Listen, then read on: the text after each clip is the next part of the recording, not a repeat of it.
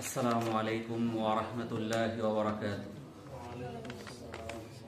ইন্নাল হামদালিল্লাহ নাহমাদুহু ওয়া নুসাল্লি আলা রাসূলিহিল কারীম, আম্মা বাদ। আল্লাহ পাকের নিকট লাখো কোটি শুকরিয়া যে মহান আল্লাহ তাআলা আমাদেরকে পবিত্র শুক্রবার জুমা নামাজ আদায় করার জন্য মসজিদে আসার মতো তৌফিক দান করেছেন। এই জন্য মহান আল্লাহর নিকট শুকরিয়া আদায় করি, আলহামদুলিল্লাহ। আজকে মাহে রমজানের তৃতীয় শুক্রবার, 20 তারিখ। রমজান প্রায় শেষ হয়ে যাচ্ছে, কারণ 2/3 আজকে শেষ তৃতীয়াংশ আগামীকালকে শুরু। তো এই মাহে রমজান পবিত্র একটি গুরুত্বপূর্ণ মাস। এরপরেও আমরা অনেকে বিভিন্ন মন্দ কাজ ছাড়তে পারি না। রাসূলুল্লাহ সাল্লাল্লাহু আলাইহি সাল্লাম বলেন, যে ব্যক্তি মিথ্যা কথা এবং মন্দ কাজ বর্জন করলো না, তার পানাহার বর্জনে আল্লাহর কোনো প্রয়োজন নাই। এটা সহিহ বুখারীর 1903 নম্বর হাদিস। তাহলে এই যে রমজান মাস, আমরা এই রমজান মাসে সারাদিন না খেয়ে থাকি। তো যদি আমরা মন্দ কাজ এবং অশ্লীল বা পাপাচার কোনো কাজ আমরা ত্যাগ না করতে পারি, তাহলে এই রোজার কোনো আল্লাহর প্রয়োজন নাই। তো বর্তমানে একটা বিষয় দেখা যাচ্ছে, ইদানিং অনেকে আমরা মোবাইলের মধ্যে অনেকে টাকা পয়সা পাইতেছে। শুনছেন আপনারা, আপনাদের এলাকায় শুনছেন, মোবাইল দিয়ে অনেক টাকা ইনকাম করতেছে। টাকা রাখলে টাকা ডাবল হয়ে যায়, 3 গুণ হয়ে যায়, 4 গুণ হয়ে যায়, অনেক অনেক টাকার মালিক হইতেছে। শুনতেছেন তো? তো এই বিষয়টা আমি সংক্ষিপ্ত ভাবে কিছু আলোচনা করতেছি, যদিও আজকে অন্যান্য গুরুত্বপূর্ণ আলোচনা আছে, তাই আমি সংক্ষিপ্ত ভাবে কিছুটা আমাদের জানার জন্য। তো বর্তমানে নতুন ভাবে ব্যাপক ভাবে যে পাপাচারটা শুরু হয়েছে, এটা হলো জুয়া, ক্যাসিনো, ব্যাটিং সাইট। এখন আমরা তো আগে জুয়া খেলতো, ওই যে বিভিন্ন মেলা হতো, বিভিন্ন গুড়ি তাস এগুলো দিয়ে জুয়া খেলতো, মানুষ চিনতো এটা জুয়া কর। কিন্তু এখন জুয়ার মধ্যে এমন কিছু ধরন বাইর হয়েছে, আমরা চিনি না কোনটা জুয়া আর কোনটা কি। যেমন আগে মানুষ খাইতো মদ, গাঁজা, তাই না? এখন কত কিছু বের হয়েছে দেখছেন, ইয়াবা, ফেন্সিডিল, হেরোইন, আরো কত নাম আমরা জানি না। আমরা জানি না যে কোনটা মাদক দ্রব্য, চিনি না আমরা। এরকম ভাবে জুয়াটাকে এখন এমন ভাবে রূপান্তর করছে, এটা আমরা চিনি না কোনটা জুয়া, কোনটা ক্যাসিনো, কোনটা ব্যাটিং সাইট, এটা আমরা জানি না। মোবাইলের মধ্যে সমানে অ্যাড আসে, আমি প্রাইভেট কার কিনে ফেলছি, এটা কিনে ফেলছি 7 দিনে, 15 দিনে। তাহলে জুয়াটা কি, এটা তো আমাদের জানতে হবে, তাই না? এখন যারা বলে যে আমরা মোবাইল থেকে ইনকাম করি, মোবাইলের ইনকাম হালালও আছে, হারামও আছে। মোবাইলের মধ্যে ফ্রিল্যান্সিং করে, এটা একটা উপার্জন। সে বিভিন্ন কোম্পানির কাজ করে দেয়, এটার বিনিময়ে সে টাকা পায়। যারা এইভাবে ফ্রিল্যান্সিং করে, অর্থাৎ অন্য কোম্পানির কাজের বিনিময়ে টাকা নিতেছে, তার টাকাটা কিন্তু হালাল। কিন্তু মোবাইলের মাধ্যমে যারা ব্যাটিং সাইটে জুয়ার মাধ্যমে টাকা সঞ্চয়ের মাধ্যমে টাকা পাইতেছে, এটা কিন্তু সম্পূর্ণ হারাম।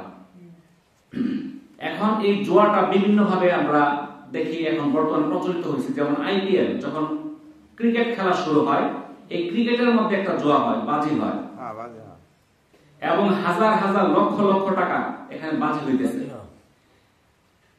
এবং লক্ষ লক্ষ না, অনেক ক্ষেত্রে কোটি কোটি টাকার বাজি হয় এই আইপিএল এর মধ্যে। ক্যাসিনো এগুলো বিভিন্ন দেশে থাকে। আমাদের দেশে জুয়া অবৈধ, কিন্তু বিভিন্ন দেশে জুয়া কিন্তু বৈধ। ওদের ওখানে সরকারি অনুমোদন প্রাপ্ত জুয়া খেলার জায়গা আছে, যাদেরকে ক্যাসিনো বলে।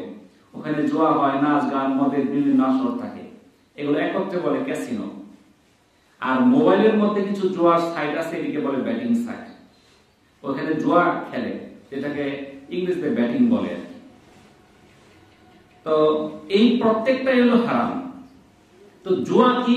ইসলামে এর সংজ্ঞাটা হলো এমন প্রতিযোগিতা যা খেলা যেখানে ফলাফল নিজেদের যদি আসে, তাহলে অংশগ্রহণকারী লাভবান হয়, আর ফলাফল যদি নিজের পক্ষে না আসে, তাহলে ক্ষতি হয়। একটা খেলা খেললো বা একটা বাজি ধরলো বা যে কোনো একটা কার্যক্রমে অংশগ্রহণ করলো, তার অনুকূলে ফলাফল হলে তার লাভ, আর তার অনুকূলে না হলে তার লস হয়। এটার নামে জুয়া। বুঝতে পারছেন? একটা লটারি কিনলেন, কয় টাকা দিয়ে? 10 টাকা দিয়ে। যদি 10 টাকা দিয়ে লটারি কিনেন আপনি পুরস্কার পাবেন 40 লক্ষ, না পাইলে কিন্তু 10 টাকা লস, ওই কাগজটার দাম 1 টাকাও না। তাহলে কি এটা কি জুয়া? এই যে জুয়াটা যে মানুষ খেলে, এই সম্পর্কে পবিত্র কোরআনে আল্লাহ তাআলা বলেন, হে মুমিনগণ, মদ, জুয়া, মূর্তি পূজার বেদী ও ভাগ্য নির্ধারক স্বর ঘৃণ্য বস্তু, শয়তানের কাজ, সুতরাং তোমরা তা বর্জন করো, তাহলেই তোমরা সফলকাম হতে পারবে। শয়তান তো মদ ও জুয়ার মাধ্যমে তোমাদের মধ্যে শত্রুতা ও বিদ্বেষ সৃষ্টি করে এবং তোমাদেরকে আল্লাহর স্মরণ ও নামাজের বাধা দেয়, তবে কি তোমরা নিবৃত্ত হবে না? এটা সূরা মাইদার 90 এবং 91 আয়াতে আল্লাহ তাআলা এটা বলে দিচ্ছেন যে মদ, জুয়া, মূর্তি পূজার বেদী, ভাগ্য নির্ধারক স্বর, ভাগ্য নির্ধারণ করার ক্ষেত্রে অনেকে ভাগ্য নির্ধারণ করে ধরে কোনটা করলে ভালো কোনটা মন্দ, এরকম এগুলো কার কাজ? শয়তানের কাজ। আর আল্লাহ তাআলা কি বললেন? তোমরা এগুলো বর্জন করো। যদি বর্জন করো তোমরা কি হতে পারবে? সফলকাম হতে পারবে। শয়তান তো মদ ও জুয়ার মাধ্যমে মানুষের মধ্যে শত্রুতা ও বিদ্বেষ সৃষ্টি করে। এই জুয়া খেলার মধ্যে কি বিদ্বেষ সৃষ্টি হয় না? হিংসা, শত্রুতা, ঝগড়াঝাটি হয় না? আর এগুলোর কারণে মানুষ আল্লাহর স্মরণ এবং নামাজ থেকে দূরে চলে যায়। আল্লাহ তাআলা বলেন, লোকে তোমাকে মদ ও জুয়া সম্পর্কে জিজ্ঞাসা করে, বলো উভয়ের মধ্যে মহাপাপ এবং মানুষের জন্য যৎকিঞ্চিৎ উপকার রয়েছে, কিন্তু উভয়ের পাপ উপকার অপেক্ষা অধিক বেশি। এটা সূরা বাকারার 219 নম্বর আয়াতের অর্থ। অর্থাৎ আল্লাহ তাআলা বলে দিলেন মদ এবং জুয়া এই দুইটার মধ্যে রয়েছে মহাপাপ। এর মধ্যে কিছু উপকার আছে কিন্তু খুব সামান্য, উপকার থাকতেও পারে খুব সামান্য, কারণ জুয়া থেকে কিছু টাকা পাইছে, কিন্তু পরের মাসে সে একবার ফকির হয়ে যাবে, তখন কিন্তু তার মহা কি ক্ষতি হয়ে যাবে। আব্দুল্লাহ ইবনে আব্বাস রাদিয়াল্লাহু তাআলা আনহু থেকে বর্ণিত হাদিসে রাসূলুল্লাহ সাল্লাল্লাহু আলাইহি সাল্লাম বলেন, নিশ্চয়ই আল্লাহ তাআলা মদ, জুয়া এবং বাদ্যযন্ত্র হারাম করেছেন। এটা মিশকাতে 4304 নম্বর হাদিস। তাহলে মদ, জুয়া এগুলো কি সম্পূর্ণ হারাম। আব্দুল্লাহ ইবনে আমর রাদিয়াল্লাহু তাআলা আনহু থেকে বর্ণিত রাসূলুল্লাহ সাল্লাল্লাহু আলাইহি সাল্লাম বলেন, পিতামাতার অবাধ্য সন্তান, 2 নাম্বার জুয়ায় অংশগ্রহণকারী, 3 নাম্বার খোটা দানকারী, মানুষকে খোটা দেয়, কিছু দিয়া খোটা দেয়, 4 নাম্বার মদ্যপানকারী, এরা জান্নাতে যাবে না। এটা মিশকাতে 3486 নম্বর হাদিস। আবু হুরায়রা রাদিয়াল্লাহু তাআলা আনহু থেকে বর্ণিত রাসূলুল্লাহ সাল্লাল্লাহু আলাইহি সাল্লাম বলেন, তোমাদের কেউ যদি লাত, উজ্জাত কসম করে তবে সে যেন সঙ্গে সঙ্গে লা ইলাহা ইল্লাল্লাহ পড়ে নেয়। আর যদি কেউ অন্যকে প্রস্তাব দেয় এসো আমরা জুয়া খেলি, সে যেন জরিমানা স্বরূপ দান সদকা করে। এটা বুখারী 4860 নম্বর হাদিস। অর্থাৎ জুয়া তো খেলা যাবেই না, জুয়া খেলার জন্য কাউকে আমন্ত্রণ জানানো যাবে না।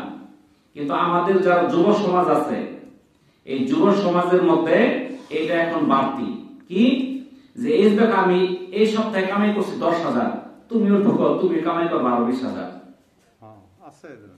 করতেছে না? বিভিন্ন জায়গায় শুরু হয়েছে। তো আপনারা দেখবেন যে বিভিন্ন কোম্পানি, এর মধ্যে কিছু কোম্পানি ছিল কিছুদিন আগেও ছিল, এরা কি করছে, আপনি টাকা রাখবেন 1 লাখ, প্রতি মাসে আপনার 10,000 টাকা লাভ দিবে, এরকম করে লাভ দিচ্ছে। মানুষ এটা শূন্য জমি বিক্রি করে টাকা রাখছে, 2 লাখে 10,000 দেয়, 1 লাখই তো 1,20,000 এক বছরে। তাহলে আমার জমি দিয়ে কি হবো, ধান কয় টাকা আসে, লক্ষ লক্ষ টাকা রাখছে একটা কোম্পানি, 21,000 কোটি টাকা নিয়ে এখন ওদের জাতির উচিত সব বাংলাদেশে নাই। তাহলে কি জন্য মানুষ প্রথমে দিছে 1-2 বছর টাকা দিচ্ছে, মানুষ তো টাকা পাইছে 1 লাখ টাকা মাসে 10,000, কি কম কথা নাকি? যখন এটা দেখা সবাই দেখা দেখি টাকা দিচ্ছে, তখন কোম্পানি নাই। এখন আপনাদের এই যে যারা যুব সমাজ, বয়স্করা এটা বুঝেন না, পোলাপানরা মোবাইল চালায়, এদের মোবাইলের মধ্যে জুয়ার অ্যাপ গুলো আছে। আপনি ওখানে $400 রাখছেন, পরের দিনে হয়ে গেছে 500, তারপরের দিনে হয়ে গেছে 600, $1 সমান 120 টাকা। তাহলে কত টাকা হয়ে গেছে দেখছেন? এখন সবাই টাকা রাখছে, টাকা রাখলে তো লাভ। একবার দম তার কার্ডের মধ্যে টাকা এসে পড়ে, মোবাইল থেকে যে আপনার এটিএম বুথ থেকে টাকা তুলতেছে, কত আরাম, এত সহজ, এর চেয়ে তো সহজ কিছু নাই। ওর দেখা দেখি শত শত মানুষ টাকা রাখতেছে। এবং এখানে বয়স্ক মুরব্বীরা পর্যন্ত টাকা রাখছে আমার জানা মতে। এখন 10,000 কি 20,000 হয়ে যায়, কি সহজ আছে। এটা তারা আমাদেরকে কি দিতেছে, একটু মানে যেন আকর্ষণ হয়। যখন দেখা যায় তারা 100, 200, 10,000, 5,000 কোটি টাকা তাদের জমে গেছে, একদিন সবার জিরো হয়ে গেছে। কারণ ব্যাটিং সাইড মানে জুয়া। আপনি 10 টাকা দিলে 20 টাকা পাইতে পারেন, 50 টাকা পাইতে পারেন, মাইলও যাইতে পারে। আর আপনি ওই কোম্পানির বিরুদ্ধে কোনো মামলা দিতে পারবেন না। কারণ কি, জুয়া খেলা আপনার জন্য বাংলাদেশ আইনের শাস্তিযোগ্য অপরাধ। আপনি যদি মামলা করেন, আপনারই জেল। আপনি খেলতে গেছেন কেন? ওটা তো লেখা আছে ব্যাটিং সাইড। ওটা যেটা জুয়ার অ্যাপ, আপনি ওই সাইডে গেছেন, জুয়ার মধ্যে আপনি কখনো 2 গুণ 3 গুণ পাবেন, কখনো জিরো হয়ে যাবে। এটাই তো নিয়ম। তো এখন আমরা যে এইটার মধ্যে যে আমরা দৌড়ে যেতেছি, এই সাইটের মধ্যে আমরা হাজার হাজার লক্ষ লক্ষ টাকা ইনভেস্ট করতেছি, যেদিন থাকবে না সেদিন কিন্তু আমরা কি হয়ে যাব, কান্নাকাটি করে সব শেষ। যারা প্রথম প্রথম পাইছে তারা কিছু লাভ হইল, তাদের লাভটা কি আখিরাতের লাভ না দুনিয়ার লাভ?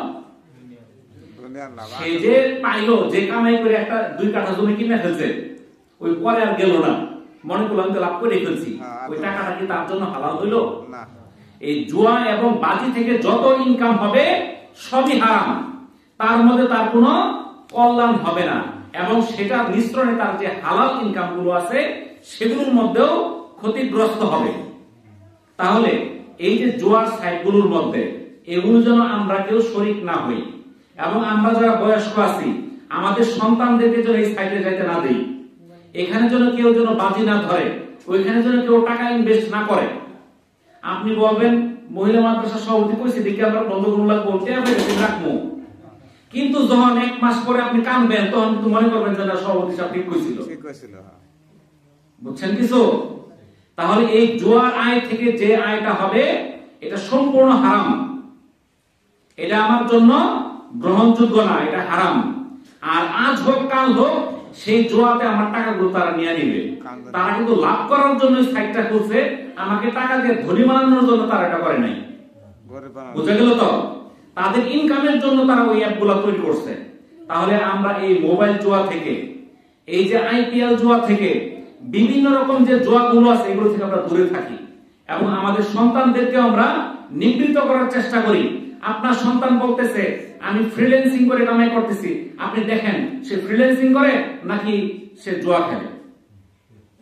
যদি ফ্রিল্যান্সিং করে তার দিন রাত পরিশ্রম করতে হবে, 24 ঘন্টার মধ্যে কমপক্ষে 12 ঘন্টা 16 ঘন্টা মোবাইল নিয়ে বসে, কম্পিউটার নিয়ে বসে থাকতে হবে। মোবাইল দিয়ে কিন্তু ফ্রিল্যান্সিং করে না, ফ্রিল্যান্সিং করে কম্পিউটারের মাধ্যমে। সারাদিন সে কাজ করবে, ডাটা ইনপুট দিবে, তার কাজ থাকবে, কাজের বিনিময়ে টাকা পাবে। আর মোবাইল চালায় সে ফ্রিল্যান্সিং করে মানে সে জুয়া খেলে। আপনার সন্তানকে যদি আপনি জুয়া খেলতে উদ্বুদ্ধ করেন কিংবা বাধা না দেন, তাহলে এটার দায় কিন্তু আপনার কাছেও আসবে। এই জন্য আমরা এই জুয়া থেকে আমরা বিরত থাকার চেষ্টা করি। আল্লাহ তাআলা আমাদেরকে তাওফীক দান করুন। এরপরে যে গুরুত্বপূর্ণ যে আলোচনা বিষয়টা ইতিকাফ। আজকে 20তম রোজা, যাদের ইতিকাফ থাকতে হবে আজকেই এখানে মাগরিব থেকে শুরু হয়ে যাবে। ইতিকাফ আমরা কেন করব?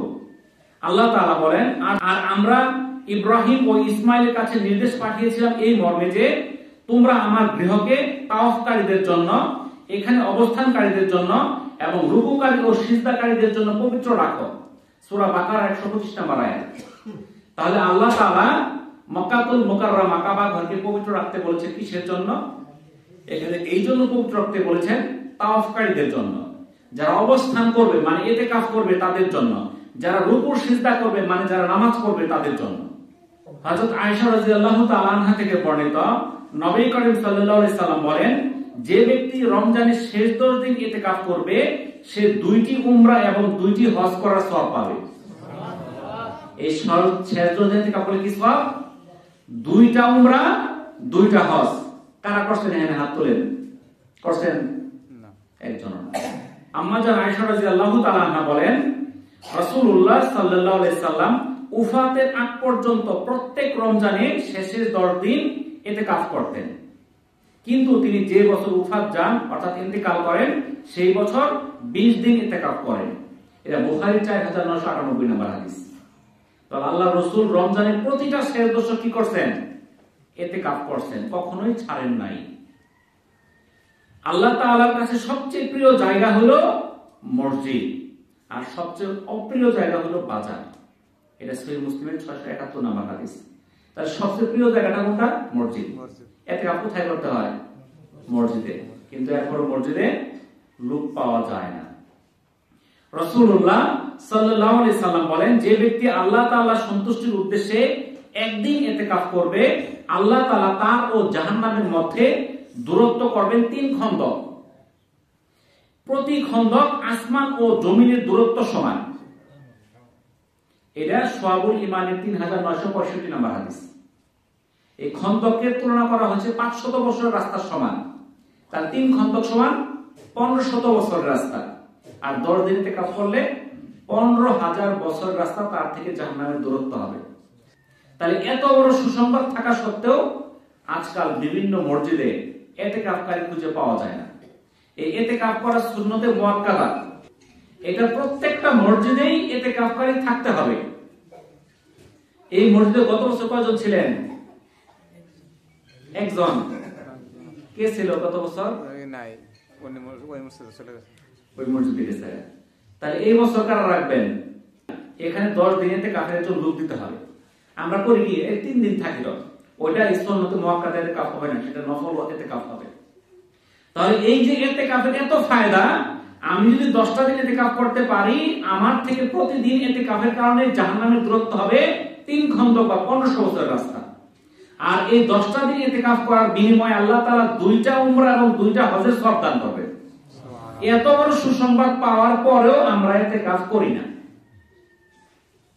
তো এখানে যারা একটু বয়স্ক আছেন, এর মধ্যে 2-4 জন থাকেন যাদের ব্যবসা বাণিজ্য নাই, চাকরি নাই, এখন তো খেতে খামারেও কাজ ওরকম নাই, কারণ এখন ধান কাটাও নাই, লাগানি নয়, মোটামুটি একটু রেস্ট সময় আছে। যে সকল ছাত্রদের স্কুল কলেজ বন্ধ আছে, এরাও থাকতে পারে। এখন এই ইতিকাফ করার নিয়ত করেন, কারণ আপনাদের দায়িত্ব এই মসজিদের পক্ষ থেকে ইতিকাফ 2-4 জন থাকা। একা একা থাকাটাও কষ্ট, একাও থাকা যায় না, সঙ্গে আরো 2 জন থাকতে হয়।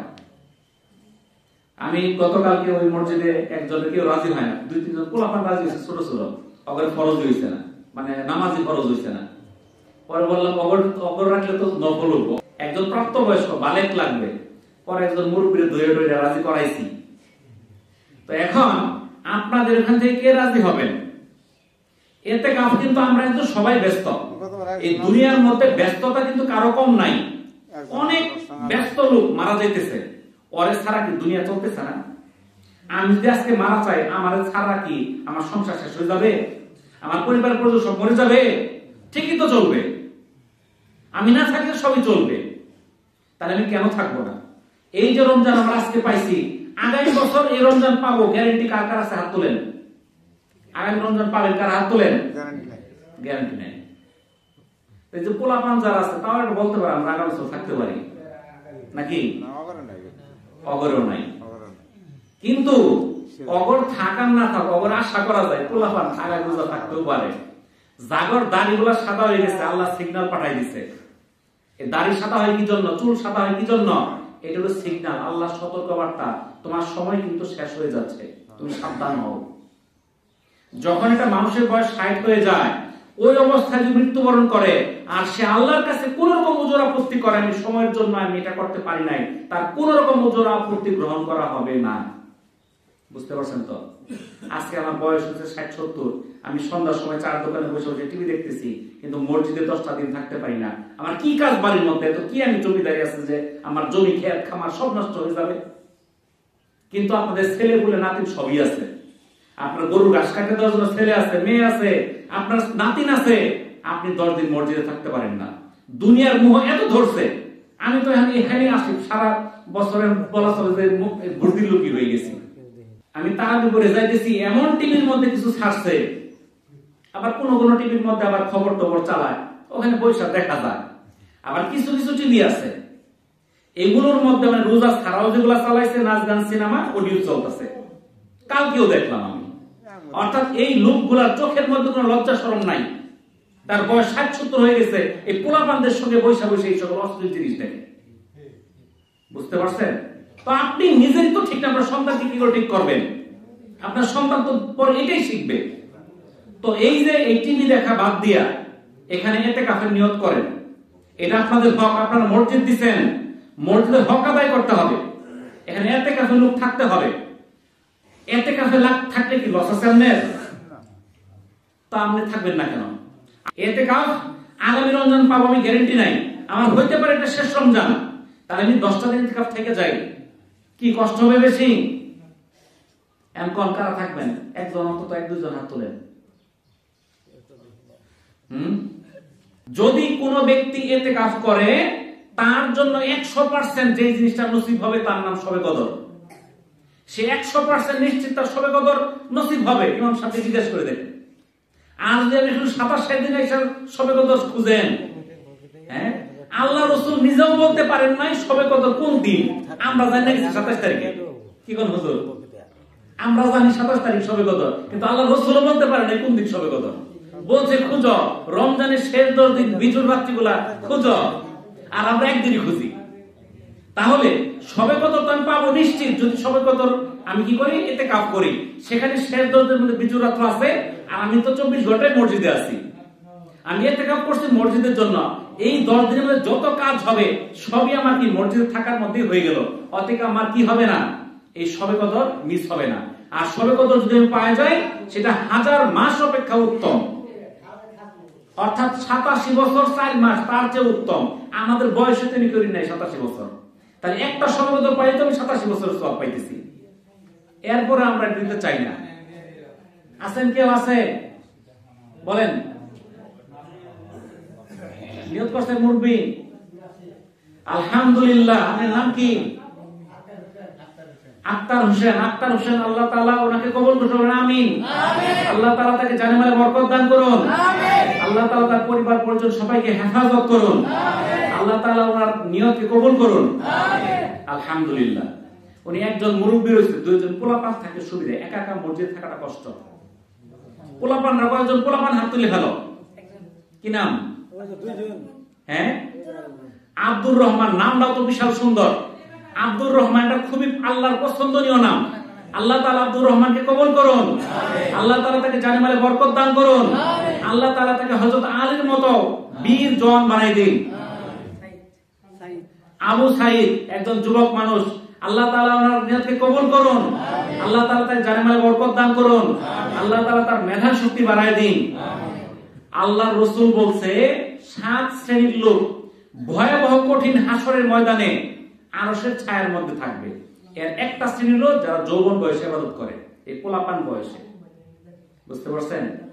কারণ এই যৌবন বয়সে পোলাপান বা ইচ্ছা করলে এখানে ইতিকাফ না করে ওই 4 দোকানে বসে বসে ছবি দেখতে পারতো। তারা ইচ্ছা করলে বিভিন্ন অপকর্ম করতে পারতো, কিন্তু বয়স ওদেরকে অপকর্ম করার বয়স আছে না, একটু শেষ। কিন্তু এই ছোট বাচ্চাগুলো যে কোনো মন্দ কাজ করতে পারতো, কিন্তু না কইরা তারা মসজিদে এসে ইতিকাফ করলো, আল্লাহর হুকুমগুলোকে মেনে নিল। আল্লাহর হুকুম যারা যৌবন বয়সে মানবে, আল্লাহ তাআলা তাদেরকে ভয়াবহ সেই হাসরের ময়দানে আল্লাহর আরশের ছায়ায় স্থান দিবে।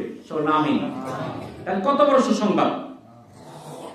এখন সংক্ষিপ্ত, যেহেতু নামাজের সময় কাছাকাছি হয়ে গেছে, যাকাত সম্পর্কে 2 মিনিট, কারণ বেশি আমি আলোচনা করলে নামাজ বিলম্ব হয়ে যাবে। যাকাত আমরা সবাই জানি, আমি হাদিসগুলো আলোচনা করতেছি না, সংক্ষেপে আলোচনা করতেছি। যার 7.5 ভরি স্বর্ণ বা 52.5 তোলা রূপা বা এই পরিমাণ অর্থ সম্পদ ব্যবসায়িক পণ্য তার ঘরে আছে, 1 বছর কাল তার যাকাত দিতে হবে। এখন আমাদের যার স্বর্ণ নাই, রূপা নাই, কিন্তু টাকা আছে, দোকানে মাল আছে, তাহলে কিন্তু আপনার যাকাত দিতে হবে। যাদের স্বর্ণ আছে স্বর্ণের অনুপাতে দিবে, যাদের রূপা আছে রূপার অনুপাতে দিবে, যাদের স্বর্ণ নাই রূপাও নাই কিন্তু মাল সম্পদ আছে, এখানে কোনটা কাছে হয়? যেমন এখন বর্তমানে 7.5 ভরি স্বর্ণের দাম প্রায় 7-8 লক্ষ টাকা, কিন্তু 52.5 তোলা রূপার দাম মাত্র 1 লাখ টাকা। কোনটা কাছে আসে? ওই পরিমাণ সম্পদ থাকলে তার শতকরা 2.5 টাকা যাকাত দিতে হবে। আপনার সেই এই 2.5 টাকা যদি আপনি যাকাত দিয়ে দেন, আপনার মালটা পবিত্র হয়ে যাবে, আপনার মালের মধ্যে সমৃদ্ধি আসবে। আর যদি না দেন, সেই অপবিত্রতা মালের মধ্যে ঢুকে যাবে। ওই 2.5% মাল আপনার জন্য পবিত্র না, যাদের যাকাত ফরজ হয়েছে। এখন আমরা গ্রামের মানুষ, আমরা কই আঙ্গুর আবার যাকাত কি এর? আমরা তো জমি যারা ধান টান ছাড়া কিছুই নেই, ব্যবসাও নাই, টাকাও নাই ব্যাংকের মধ্যে, কই রাখবেন। এখন এই যে আমরা যে ফসল করি, এই ফসলের কিন্তু একটা জাকাত আছে, এটা কিন্তু আমরা জানি না, আমরা জানার চেষ্টাও করি না, ইমাম সাহেবকে জিজ্ঞাসাও করি না, কারণ জিজ্ঞাসা করলে বলে জাকাত দিতে হবে, তো আমরা বিপদে পড়ে যাবো, এই জন্য জিজ্ঞাসা করি না। যদি আপনার ফসল হয় সেচের মাধ্যমে, তাহলে 20 ভাগের 1 ভাগ, আর আল্লাহর বৃষ্টির মাধ্যমে যদি হয়, সেচ ছাড়া হয়, তাহলে 10 ভাগের 1 ভাগ। তো আমরা যেহেতু সেচ দিয়ে ফসল ফলাই, এখানে আপনার দিতে হবে 20 ভাগের 1 ভাগ। 20 মণ ধান হলে 1 মণ, এবং ফসলের নেসাবটা হলো 25 মণ। আপনার যদি 25 মণ ফসল হয়, তাহলে আপনার জাকাত দিতে হবে। 25 মণ ধান মোটামুটি আমরা সবারই হয়, কেউ আমরা জাকাত দেই না। 2 দরা মসজিদে দেই, 2 দরা মাদ্রাসাতে, ফকির করে 2 দরা দেই, শেষ। আপনার হিসাব করে দিতে হবে।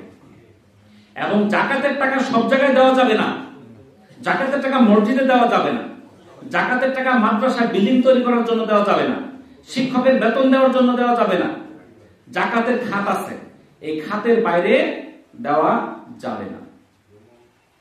আর আমাদের যারা জাকাত, আমাদের উপর নেশাব পরিমাণ সম্পদ আছে, আমরা জাকাতটা ইমাম সাহেবের কাছে আলোচনা করব।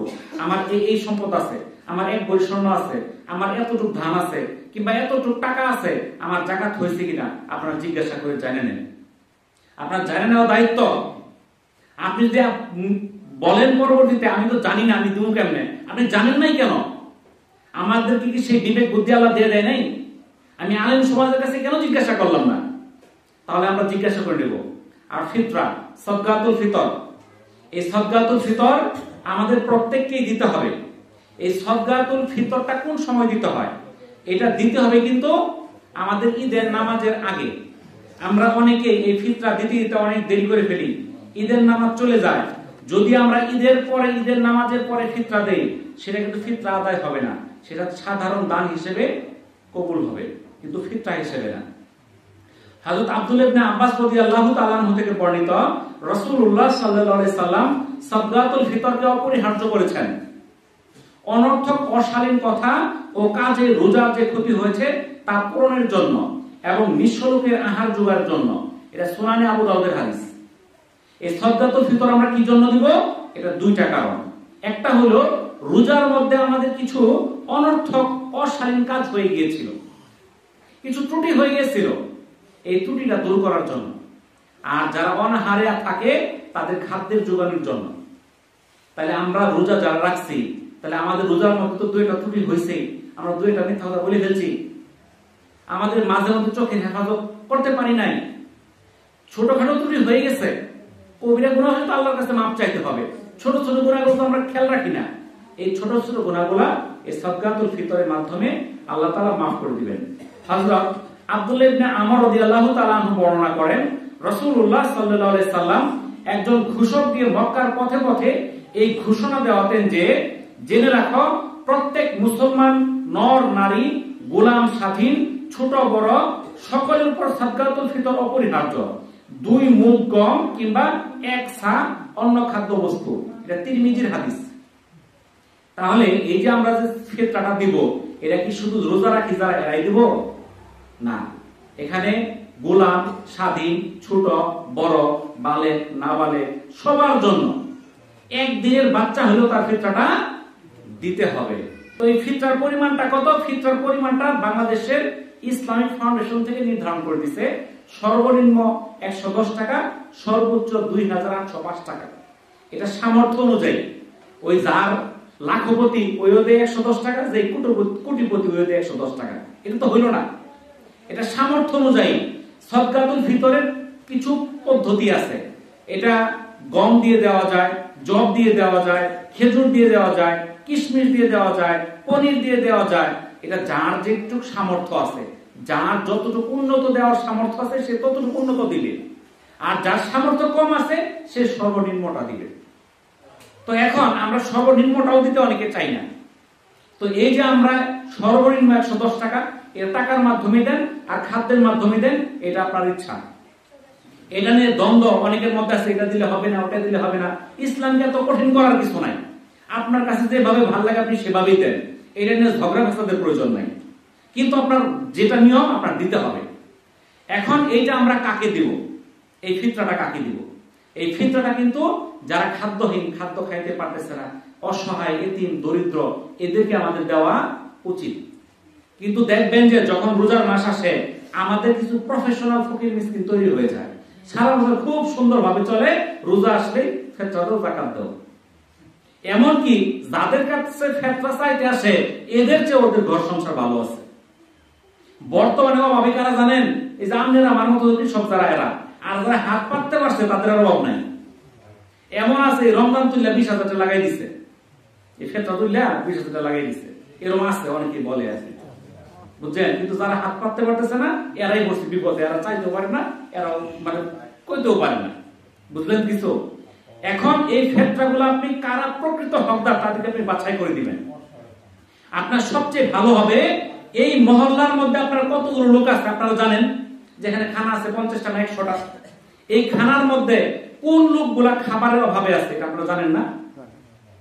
আপনি বাছাই করেন যে এই মহল্লার মধ্যে 10টা লোক আছে এদের খাদ্যের অভাব, খাইতে পারতেছে না, আপনি এই 10টা লোককে আগে আপনি দেন, বুঝতে পারছেন?